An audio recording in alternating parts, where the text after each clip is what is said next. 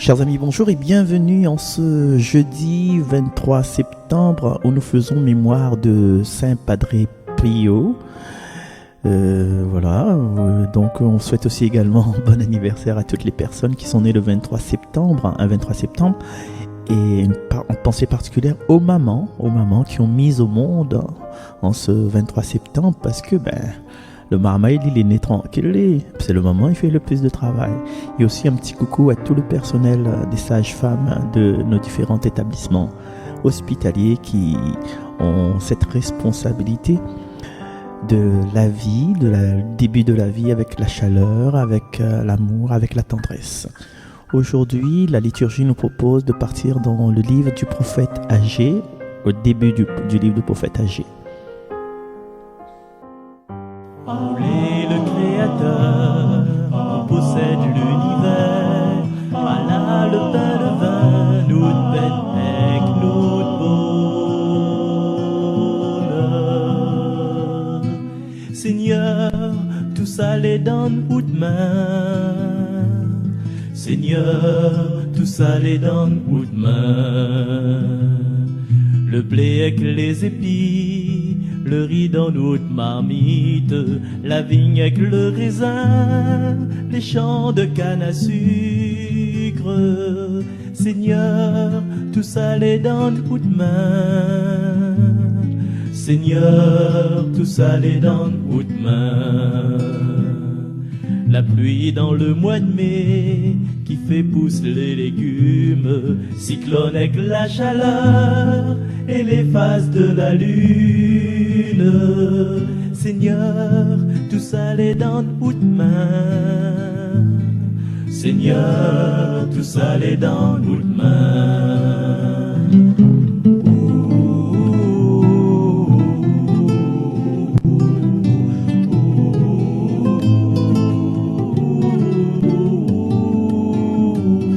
Seigneur, tout ça les donne ou de main.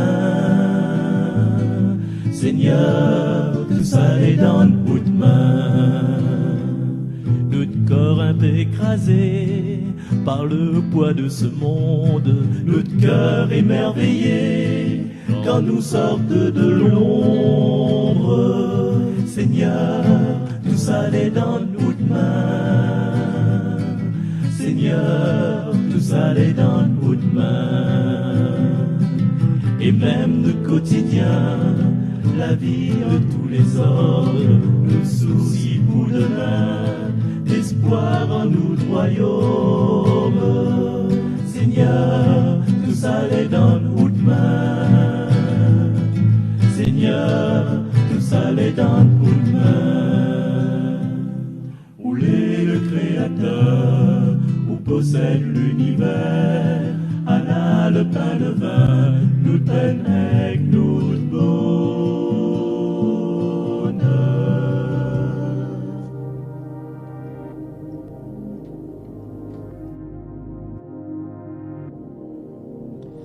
La deuxième année du règne de Darius, le premier jour du 6e mois, la parole du Seigneur fut adressée par l'intermédiaire d'Agé, le prophète, à Zorobabel, fils de Salatiel, gouverneur de Juda, et à Josué, fils de Josédek, le grand prêtre.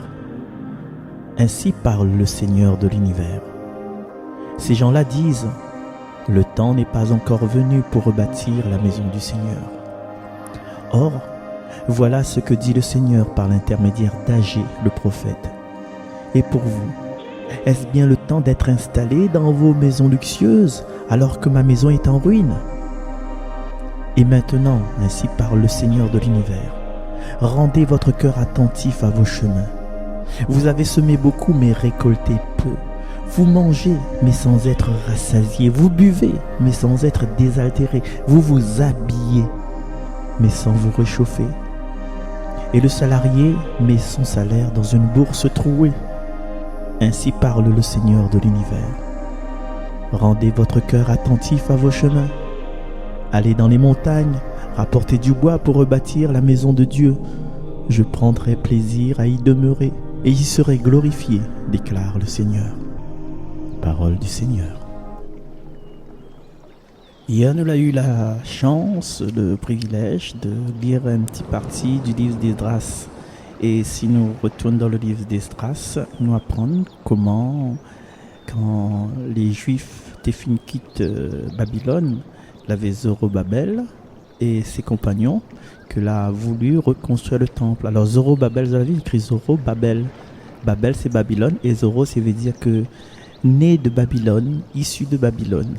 Donc c'est une personne, disons, extérieure à Jérusalem, personne que n'a pas vécu à Jérusalem, avec tous ses bons compagnons, que l'a voulu reconstruire le temple. Mais dans le livre d'Esdras, il dit non, quand on a voulu entreprendre cette reconstruction-là, il y avait un tas de monde, t'es foutant, t'es t'es conne, ça n'a pas de notre affaire, ça. Et du coup, elle a été intimidée, et qu'on est intimidé des fois, qu'on n'est pas encouragé là-bas au lac, tout en plan. Et nous sommes dans cet état-là.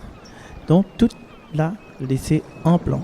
Parce qu'il avait des adversaires, le quête est gonfle, les quêtes est gros, tu ne veux pas banater avant, même si ces bons adversaires-là, tu ne fais pas grand-chose. Donc, si tu fais une affaire, tu causes seulement, tu intimides. Ne dis pas le mot en créole. Et là, dans ce passage-là, on a 12 ans là se passer. 12 ans là se passer, le travail l'a arrêté, on a 12 ans de ça. Et les menaces là, les mauvais prétextes. Et Agé, il ne parle pas de ça. Mais seulement, il ne parle pas des menaces, mais il fait honte au peuple. Parce que il compare la dévastation de la maison de l'Éternel, il met ça en face de quoi, c'est cet amour déployé pour embellir sa propre demeure. Et donc il parle un peu d'un côté d'une certaine tristesse, d'un certain égoïsme, mais aussi un mauvais calcul, parce que le travail que Banal a fait pour embellir chacune de cette maison-là l'a conduit à la disette, l'a conduit au problème, l'a conduit à tout ce qu'il peut faire de tracas. Et aujourd'hui, chers amis, quel est le message que nous pouvons tirer de ce petit passage du prophète Agé? Eh bien, aujourd'hui, chaque jour, c'est le temps de bâtir. Le temps de bâtir la maison de Dieu. Le temps de bâtir la maison de Dieu à l'intérieur de nous-mêmes, parce que je pense que nous avons les deux aspects dans nous-mêmes. Nous avons notre confort personnel, c'est vrai. Si nous avons point de force, si nous avons point de confort personnel, ça point d'assurance, comment nous peut bâtir la maison de Dieu si nous sommes faibles? Mais nous avons cette tendance à bâtir, à ramasser de l'argent, à ramasser des beaux vêtements, à ramasser des belles voitures. Mais nous ne faisons plus un compte avec la source, la personne, l'être suprême qui donne à nous tout ça. Quand nous passons côté l'église, nous n'osons même plus rentrer dedans parce qu'il n'y a pas l'examen, mais mon loto, mon Lexus, moi tranquille, je n'ai plus besoin d'aller à la messe, mais je tout. Je la santé, je tout, je un bon travail, on a rejoint l'entreprise, je PDG. Donc à un moment donné, il faudra que nous continuions à bâtir cette maison de Dieu.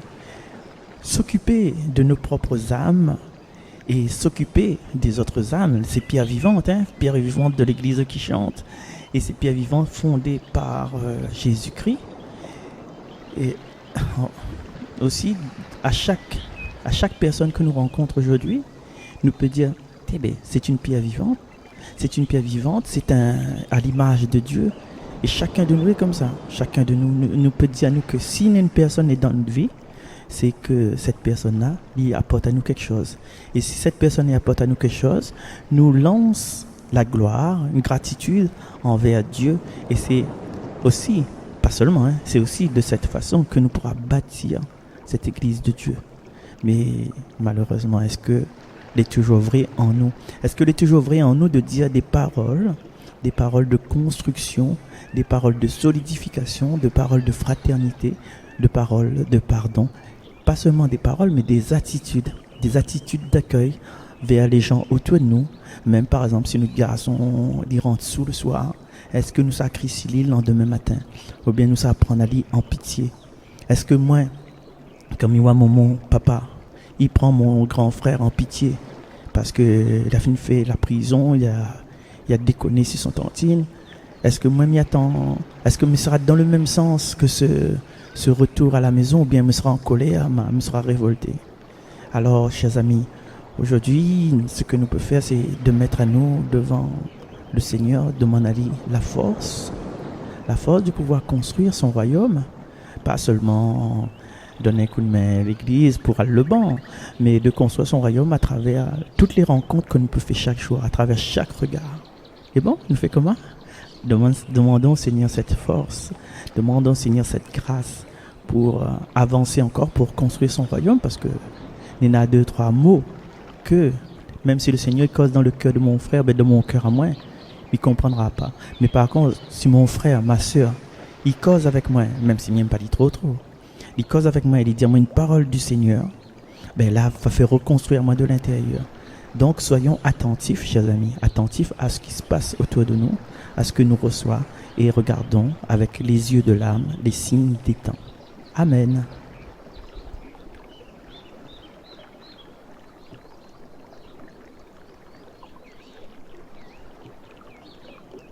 Le Seigneur aime son peuple. Le Seigneur aime son peuple. Chantez au Seigneur un chant nouveau. Louez-le dans l'assemblée de ses fidèles. En Israël, joie pour son Créateur. Dans Sion, allégresse pour son roi. Le Seigneur aime son peuple. Dansez à la louange de son nom. Jouez pour lui tambourin et cithare. Car le Seigneur aime son peuple. Il donne aux humbles l'éclat de la victoire. Le Seigneur aime son peuple. Que les fidèles exultent glorieux, criant leur joie à l'heure du triomphe. Qu'ils proclament les éloges de Dieu. C'est la fierté de ses fidèles. Le Seigneur aime son peuple. Le Seigneur aime son peuple. Voilà, chers amis, merci pour votre attention, merci pour votre attitude d'écoute. Et nous nous rendons de nos rendez-vous prochainement sur les ondes de Arc-en-Ciel et sur la page YouTube de Jésus est mon guide à travers mon nom, à travers ma chaîne. N'hésitez pas à vous replonger, à nous replonger. N'oubliez pas, aujourd'hui, c'est le temps de la construction du royaume de Dieu à travers nos paroles, à travers nos regards et à travers nos gestes.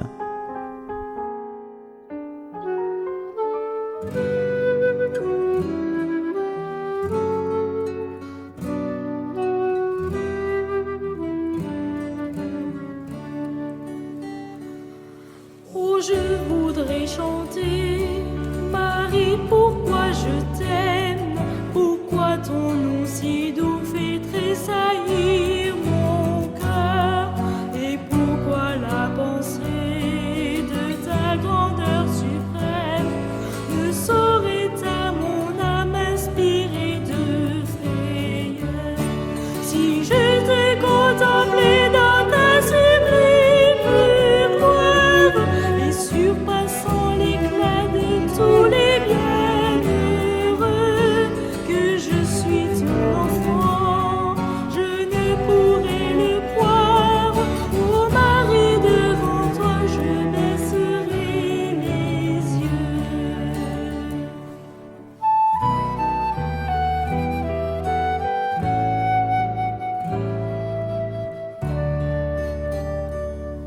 Tu nous aimes, Marie, comme Jésus nous aime, et tu consens pour nous à t'éloigner de lui. Aimer, c'est tout donner, et se donner soi-même. Tu voulus le prouver en restant notre appui. Le Sauveur connaissait ton immense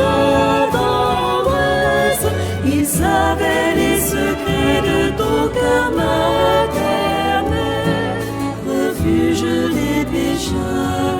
C'est à toi qu'il nous laisse quand il quitte la croix pour nous attendre au ciel.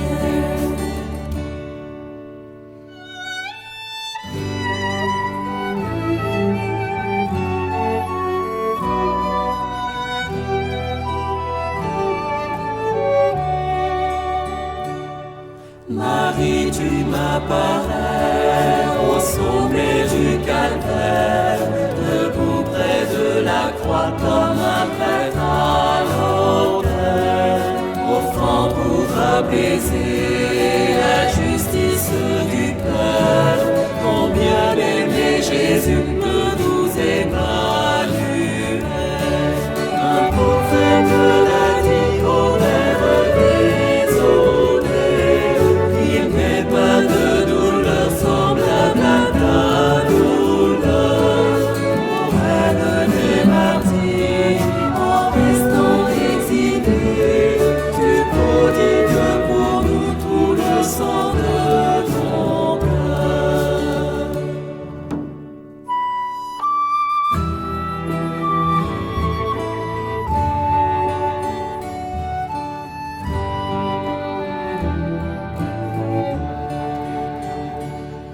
La maison de Saint-Jean devient ton seul asile. Le fils de Zébédée doit remplacer Jésus. C'est le dernier détail que donne l'évangile de la Reine des cieux. Il ne me parle plus, mais son profond silence, ô ma mère chérie, ne révèle-t-il pas que le Verbe éternel veut lui-même chanter les secrets de ta vie pour charmer tes enfants, vous les élus?